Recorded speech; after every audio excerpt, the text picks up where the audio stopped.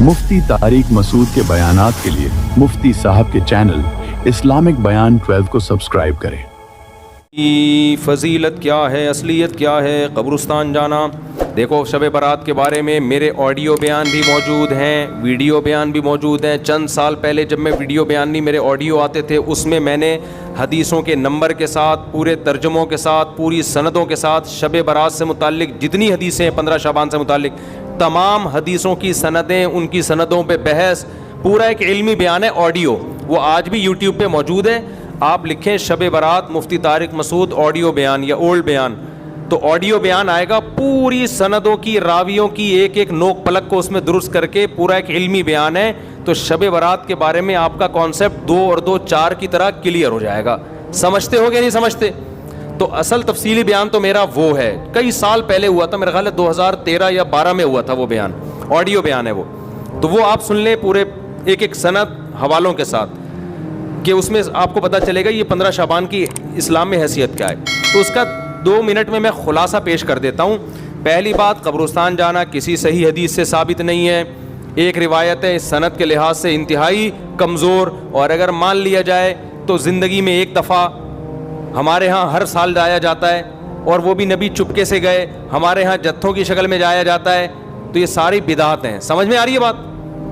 एक तो वो हदीस इंतहाई कमज़ोर है सनद के लिहाज से, उससे शरई मसला साबित नहीं होता। लिहाजा हमारी राय यही है कि 15 शाबान को कब्रिस्तान सवाब समझ के जाना बिदत अमल है, और सवाब समझे बगैर जाना बिदत की तायीद है। तो ना जाएं कब्रिस्तान। समझते हो?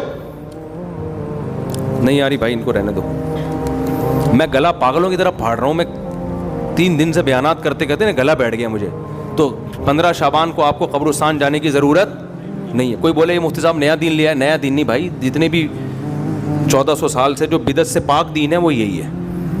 क्यों? कोई सही हदीस मौजूद ही नहीं है, इंतहाई कमज़ोर हदीस है, और ज़िंदगी में एक बार वाली है। सहाबा से वो भी साबित नहीं है, और वो भी चुपके से गए।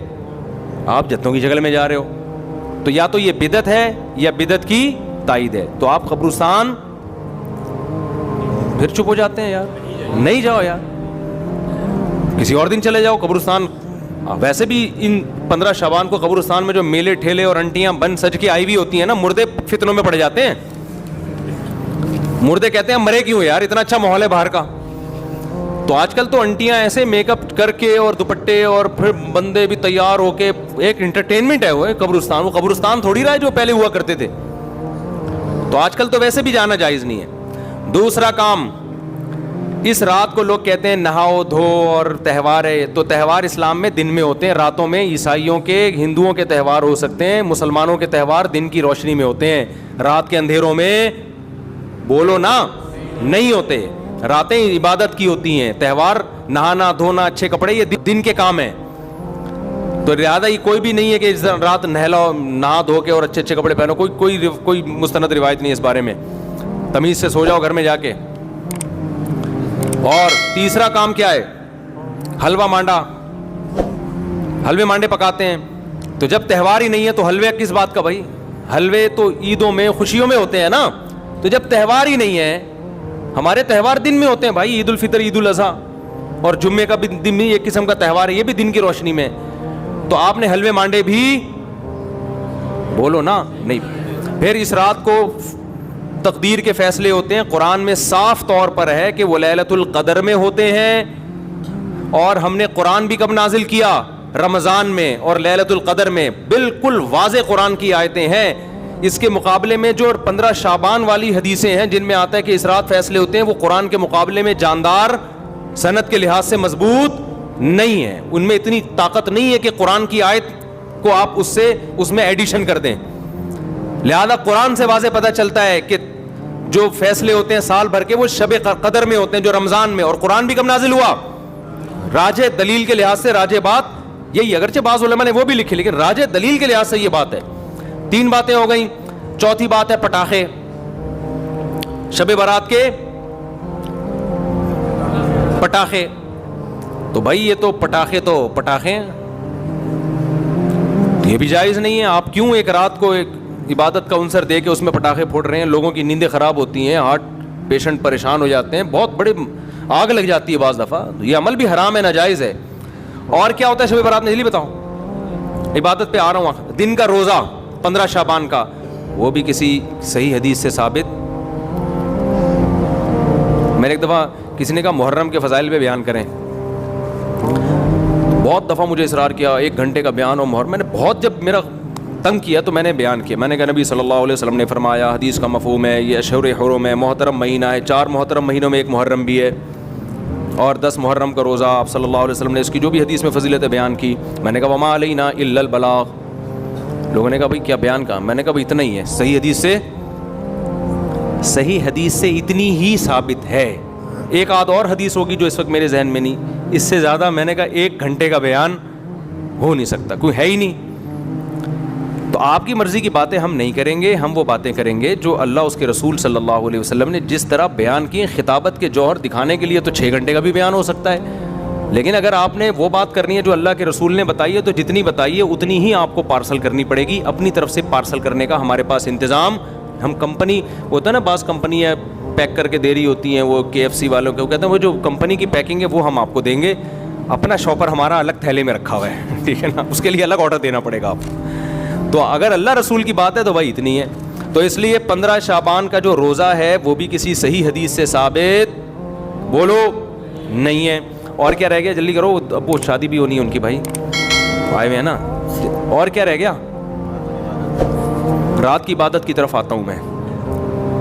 اور بھی اور کچھ ہے, بس یہی ہے نا, پٹاخہ, قبرستان.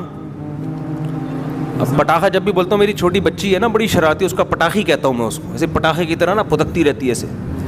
تو بچے بڑے اٹریکٹیو ہوتے ہیں یار, گھر میں بچے ہوا رکھا کرو, بچے گھر میں رونق ہوتی ہے.